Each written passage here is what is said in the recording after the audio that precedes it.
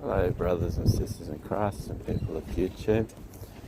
Today I want to talk about the master manipulator, the narcissist, the person that tells lies and strings them together as if it was truth, like it's one big tapestry to them. Now my ex-partner, she told so many lies about me, and it's gotten to the point where I can't go anywhere in town. Like, everyone just hates my guts, especially if I go to anywhere that's Asian, as she was Vietnamese and all her friends were Filipino. And I don't know if it started when she came from Vietnam, because she was sold by a family to a man, or arranged marriage, so that's basically what it is. It's like you get a kid and you put him next to an apple cart and you say, how much, $100 or what? Or probably more than that, probably like 10 grand or something. But yeah, you get the idea. And when she came over here, like, she had books like how to make friends and influence people. And it's like, well, if you're a good person, you shouldn't need to influence anyone. They'll be influenced anyway from your good heart. But if you're an evil person that's looking at personal power, like she had books on Tony Robbins, and it's like he's all about personal power and selfish gain for yourself, how much money can you make, and this is what the narcissist is all about. And I look back and I think when she joined the Filipino group, like 90% of the people in that group are from arranged marriages, and not just arranged marriages, but they're like 30 years age difference. Like, the women are all younger than the men. And I know from personal experience from a family member that these women just think, I've hit the big times. I've got this rich guy, I'm from the streets, and I've got some rich guy that he'll die quickly, and I'll have all his money. But this doesn't seem to be the case with most of these fellas. They live into their 90s. Some of them, they're dribbling, and the woman becomes their carer instead. But they're all Catholic, and the thing is, a few Catholics are like diligent wives, like they look after their husband, but a lot more of them are just dirty stop-outs that, they go clubbing, they say to their husband, I just want to hang out with my girlfriends, and they go have a one-night stand. They come back, early in the morning. Oh yeah, just had fun with the girlfriends. And they get away with it, and the husband accepts it, because it's like, oh well, 30 years difference, right? I'm on to a winning thing, and it's like, not really, And I think with my wife being friends with all these people, they were always like, all they wanted to do was they'd go to parties, which were like family parties, because they're all single mums, and a lot of them had kids before they met their husband, so they're already questionable. But all they want to do is sit around the table, eat food together, but then once the food's gone, they want to just bitch about everyone. Like, my mum used to say that, don't bring your work friends home, and I was like, what does that mean? And she says, well, your work friends will never be your friends. And I could never understand that till I got older, and I realised it's true, because when you get older it's harder to make friends, and the ones you make for work, most of them are going to stab you in the back. They just hate your guts, they're jealous of you, because they only came to your party because they want dirt on you to try and get you sacked from your current job. That's just life, that's just what happens. And she's friends with like hundreds of people that are just work friends. Like, she doesn't have any real friends, and it's like all these people, all they want to do is bitch and moan about everyone else. There's so much negative energy thrown around, like they just hate on anyone. And when I first started dating my wife, even in the very beginning, she was deleting messages on Facebook from me that I'd sent her. Like, she'd bitch about someone, and if I said anything about it, she would just delete the fact that she bitched and say, oh, look at what he's saying about you. And what they'd do, was if I went to a party with her, I was not allowed to sit next to her and her girlfriends. Like that was just something I'd do. Like, and she had another friend, Roy, with his wife. He'd want to do the same, just sit with their wife, but I wasn't allowed to. And the reason was because she couldn't bitch about me if I was there, so I had to go outside, you know. But see, the trouble is, a master manipulator is not loyal to anyone. So what had happened, she'd get around a group of 4 or 5 people at the table. After they'd have dinner, they'd have coffees together, and then it'd be almost like she trained everyone to have a secret in a circle. So they'd all be bitching about other people that were at the party at the same time, that were in a different area of the house, and they'd be like, okay, we just have a bitch session here. And then once they finish complaining about each other and saying negative things about them and dogging their so-called friends, or in this case hers would be work friends, then she would just like leave that table being confident that those friends she trained would not tell the other people what she said. So then she would go to another group at that same party, bitch about all those people she'd last made into loyal flying monkeys. So she'd bitch about that last group, and then this would go on for like the 2 or 3 hours she was at a party. And this is just how they behave. The funniest thing is, she was so envious and jealous of me as a husband because I was really fit and like work came to me really easy, and I found work really easy. I could just do my job, come home, be fine, and I'd do things around the house, you know. But any time I sat down, she would record it, and it'd be like, she'd have this little Vietnamese broom, right? And she'd be brooming with one hand, and she'd be making out like she's watching something on her phone. But the whole time she'd be recording to show her friends, oh, look at how lazy he is, he just sits on the couch, you know? And making all these little lies up about me, like I'm an abuser, I'm this, I'm that. And with it all, like, I just have one question. Why is it after all the cheating and lying and slandering and all the BS from her, like she's been a whore, she's gone around rooting all these different men, why does she still keep coming home to me every night? Like, she keeps coming back to my house. Like, part of the lies that she used to tell was, oh, I don't need you, I don't need your money, because I used to pay for everything. And she'd say, oh, if we break up, I'll just leave you, and you know, you can keep all your stuff. But then she hasn't left. She's been there for like 3 months, and she keeps telling people I'm abusive and I'm this and that. She tried to fill out a VRO on me. And here's the thing, she half filled it out, but she couldn't put anything in about me because I'd never done anything to her. It's just the funniest thing to me. That says everything. But yeah, she's got these Vietnamese friends. They're real evil, nasty people that love to gossip as well. But she loves them, and she calls them auntie and uncle. And the thing is, they have 3 extra bedrooms in the house. They could easily take her. But instead, she spent about 3 months trying to get stuff out of my house. And it's not like it's even a lot of stuff. Like, she doesn't have a lot of furniture. When I moved her, like, I've moved her twice from her houses without a thank you. And both times I got her into the next house within a day. And she's taken 3 months to get out. And it's like, she'll pack 1 box a week. And this is from someone that's abuser, nasty and all this stuff. And I just leave her to it so she can pack up her stuff. And also someone that she didn't need, that, you know, she could do better. And it's like, why isn't the new supply taking her into his house?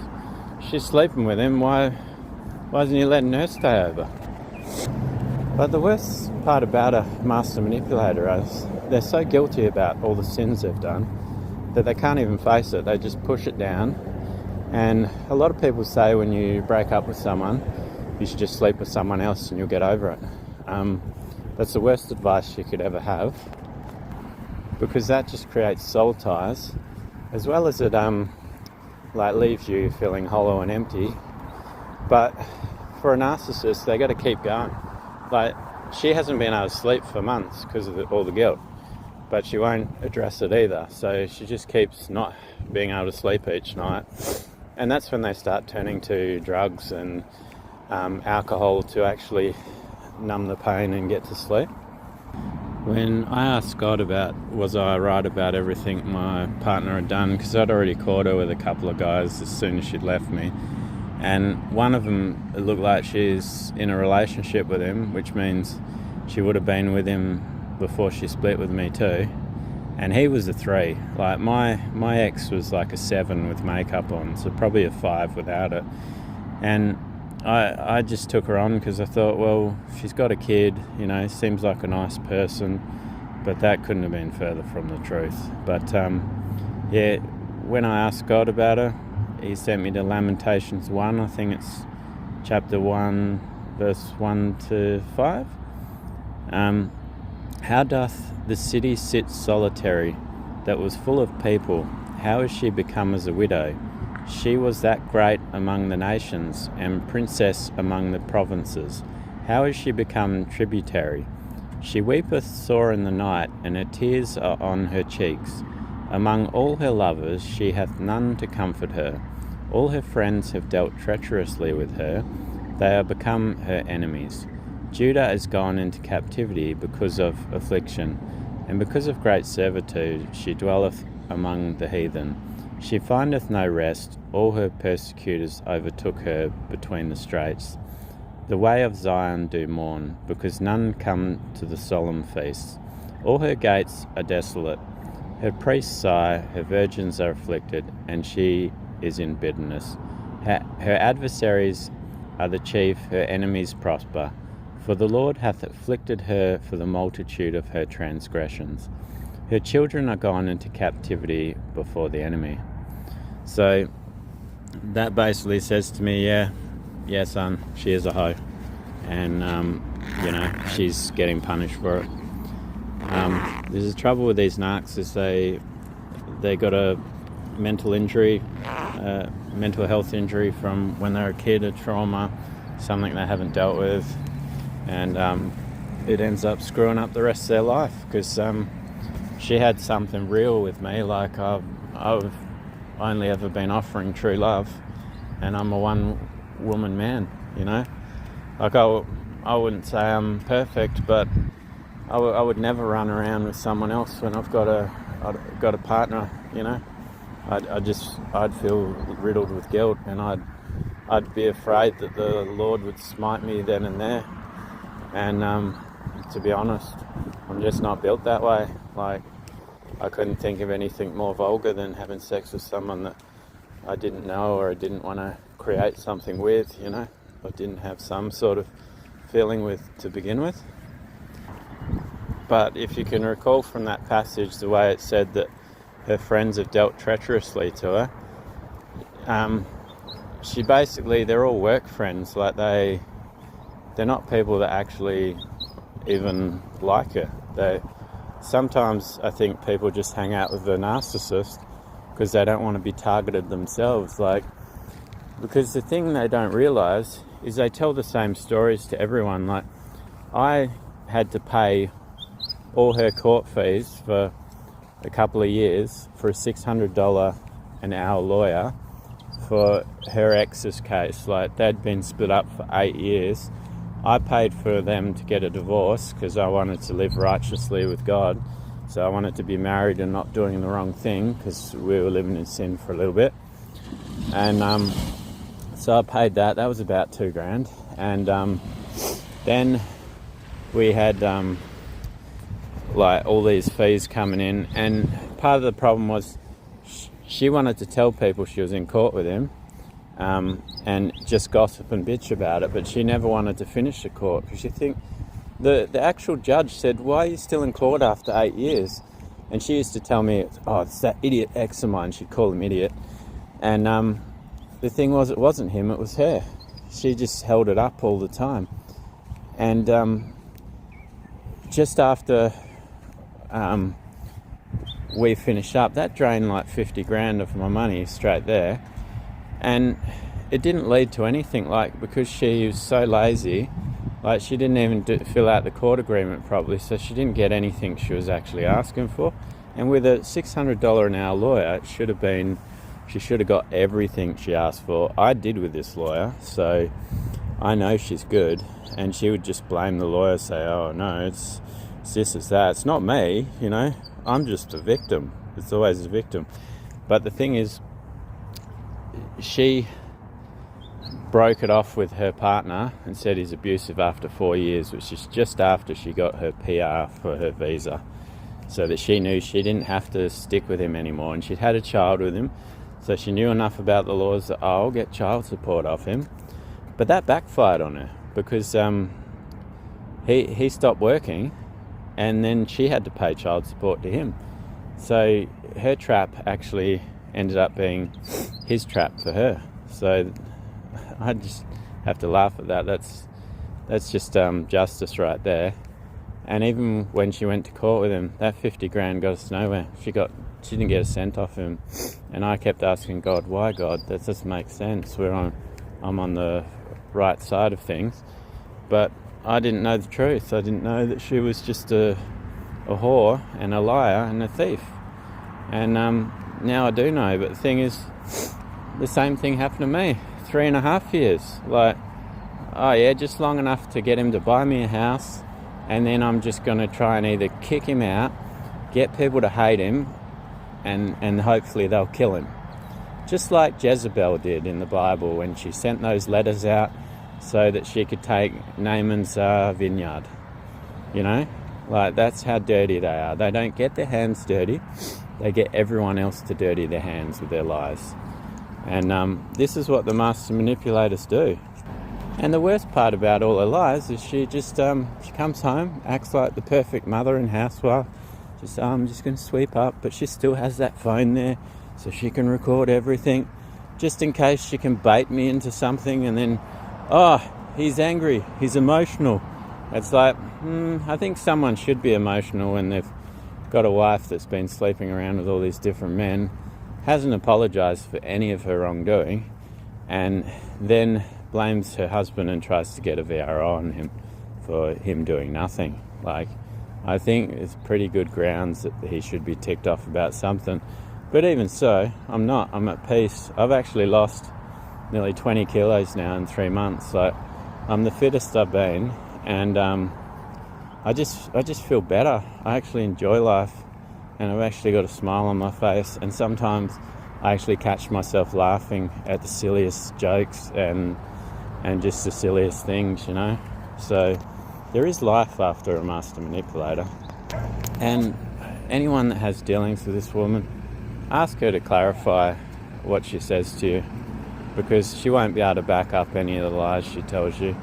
She just doesn't expect anyone to question them. So yeah, but good luck to anyone that does, because these gossipers, they're all into one night stands, this Filipino group, and they're probably the ones that taught her all these things. And one of her best friends is with someone that's like 30, 40 years older, and she never touches him, but they're together, she tells us. And he's got property, he's got money, and so that's the thing. They never have someone that's broke. You never see a Filipino going, yeah, I got a broke ass man, you know. And the funny thing, right, is when I was with my partner, I had a really good job at the prison. She didn't have to work much. Like, she could have worked 3 days a week, because I was coming home with like $1,500 in the hand after tax, like, and I was just doing standard hours, thinking, wow, this is pretty good, hey. And because she was jealous and envious of me, now she has to work 2 jobs, and she has to work nearly every day just to pay her own bills. And the stupid woman, like, she is stupid, she doesn't realise I haven't given her any of the house bills yet. I haven't given her any of those to pay. She doesn't realise we're in the red on everything. She just thinks, oh, you can just pay the mortgage and that's all the bills, because she's never had to pay them. I've been the one that's been paying them, but because she's slandered my reputation and I can't get a job, now she's the only one that can pay them. So I hope she likes cold water. Yeah, so, and I don't think she realises there's some of those bills there. If you don't pay them, they take you to court. And even though my name's on it, her name's on the house too. So yeah, good luck with that. You can't just have your cake and eat it too. My final thought on my abusive, manipulative ex-partner. Even after this 3 months, I have not kicked her out of my house. I have not done anything to inconvenience her, and she keeps coming back home, so you can kind of see who the abuser is. On top of that, one of the funniest things was she locked herself out of one of the bedrooms that she took, because she took 3 of the bedrooms in the house, which she didn't need all 3, but she needed one for a makeup room, because that's her illusion room, and that's what narcissists need. They need to put their mask on before they can go out. They don't let people see them with their normal straight face or without makeup. So that was the funniest thing. She changed the locks like on a couple of rooms, and told people that I've been entering her rooms, and you know, she needs protection and she can't lock the rooms and all this stuff. And I only went into her room one time when I'd asked her for my necklace back, my $3,000 necklace that she stole out of my room. She come in without asking, and she actually broke into the room to get that. And so anyway, long story short, I couldn't find my necklace, so I had no reason to go in her room again. So yeah, this cost her $200. Like, for 2 locks, it should cost you about $60 to install. It's a couple of screws. Anyone could do it themselves, and the holes are already lined up, so you don't have to be a rocket scientist to figure out how to do it. But yeah, $200. And then because she kept locking the doors and having to go in and out, she locked herself out one day. And she asked me, she's like, oh, can you help me get in my room? And she hadn't spoken to me for months. So this is the only time she broke the silence. And I thought, for someone that's done so much evil and wickedness to me, God's actually told me to stay away from you, so I'm not going to help you. And I could have got her in under 2 minutes. And instead of that, she paid to get this guy out on a public holiday Monday, because she had to work that public holiday. So she was really pissed off because she was about to go to work when she locked her keys in there. So then she gets this guy out, and he was going to charge her $250. And so I just went up and had a chat to him, and because I was chatting to her, she decided to get nasty, and she was like, oh, can you put a couple of other locks on these other rooms? And she said, can you put a lock on the toilet? And I was like, what do you need a lock on the toilet for? And she's like, oh, could you go in there, and you've already got a toilet in your room, all this stuff. And it's like, it's my house, you know. But on top of that, I only go in there to wee once or twice in a blue moon, just because it's quicker, and I don't make a mess. I'm not dirty or anything. But she'd just go around telling people I was. And so I had a chat to this locksmith guy, and I said, isn't it funny, she cheats on me, and then she makes me out to be the bad guy and put all these locks on. And I said it in front of her, and she says to me like, oh, well, you've been going into my toilet. And I'm thinking, you've been sticking other guys' sausages in you. How does that compare to going into your toilet? We were married, and then you come into my bed. Like, you know what I mean? Like, this is, the narcs have no accountability for anything they do to people. And you know, I'm not telling you this because I'm bitter or I'm upset about it, because I've already compacted all this, because you have to go through a process, you have to go through healing, and God has healed me. But I just want you people to know how bad these people are. Like, This woman's got in a Vietnamese community, in the bakery, she's got like her picture up, like she's a saint, like she's the nicest person in the world. But deep down, she's got a lot of secrets, you know. And but at the end of the day, even with all the evil she's done to me, I've just turned the other cheek, you know. I've tried to be a good Christian, and yeah, I'd much rather be that person than someone like her that takes people for a ride. I could never steal like she does, or take advantage of people. But at the same time, I wasn't raised on the streets like her, so you know, I can kind of understand at the same time.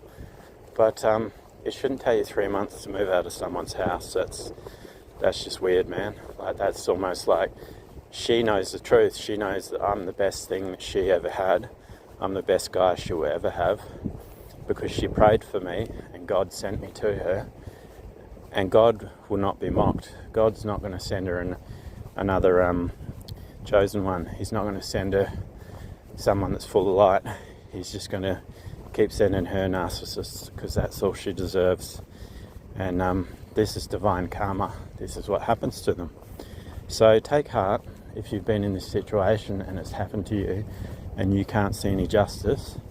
The justice is being served. I mean, she's a backwards walking giraffe, and what I mean by that is when she walks around, it's like a slinky, like everything's moving out of joint, because she's had to work 2 jobs so long that she can't get any rest. Like, even last night, all I could hear was banging and clanging from the other side of the house, and I thought, oh, maybe it's the dog. It wasn't the dog, it was just her, just up all night again. Like, I just don't know how she can still function, you know. But the trouble is, when God's had enough, he actually starts sending them dreams in the night saying, you gotta repent, which means it's a dangerous time for them, because it means that he's about to bring judgment, and that can end up in death, of all things, which God hates, because he created all of us for a purpose, and he had a purpose for everyone, and he loves everyone, and he wants them to fulfill their God-given purpose. But he's also not a fool, you know. He's got infinite patience, but eventually it becomes too much, and he's like, nah, you've had enough time, you know. You've mocked God, and you've doesn't that look beautiful? And you've basically just destroyed your life, and not just your life, everyone else's, everyone you've cheated and stolen from, and it just comes back on you. So yeah, if you've been through this, just start working on yourself, start healing. That's all I did. Like, within 3 months, I've lost 20 kilos, and I haven't looked this good in like 20 years. And I don't say that to blow my own toot. Blow my own horn, toot toot. Yeah, a bit of a motor mouth today. All I'm trying to say is I'm quite surprised how quickly my transformation was, because for years I struggled with weight. After I met the narcissist, she bulked me up within about 6 months, and every time I'd tell her, oh, I don't want to eat that much, like, I don't want to have rice like that, or I don't want to have this, she'd just keep chucking food in front of me, and I'd say, look, I'm trying to lose weight, I'm getting too fat, because she wanted to kill me, she wanted me to die, and she didn't want to be responsible for it, like, because she's a covert narcissist, not an overt one. She doesn't want people to know what she's up to. She just wants it to be something like she can create drama for and say, oh, yeah, I always told him he should lose weight and stop eating so much, and, oh, you know, and then the tears will start coming, the crocodile tears that she's been practicing in the mirror for 2 hours. Like, oh, yeah, oh, it's so bad, and then she'll get hugs from people and validation, and then she'll just steal all your money, and that's how they operate. So, yeah, God bless all of you, and remember, Jesus loves you, and if you're ever in this situation and you don't know how to get out of it, and you really feel stuck, ask Jesus for help. And even though it doesn't feel like he's helping you, because he doesn't just pop up like a genie, he would have already gone, yep, angels dispatched. And it might take him a while, but he will be in Heaven's got a big courtroom, and he'll be working on your case straight away. And what they've deleted and think, oh, nobody's going to ever see that evidence. You can't delete it from God. God's omnipotent. He built everything. You cannot delete anything from him. And every little bit of like slander and BS that you told people, it's going to come back on you, because God has it all and he's heard it all. And he doesn't miss a thing. So, yeah, just remember, Jesus loves you. God bless all of you, and have a lovely day.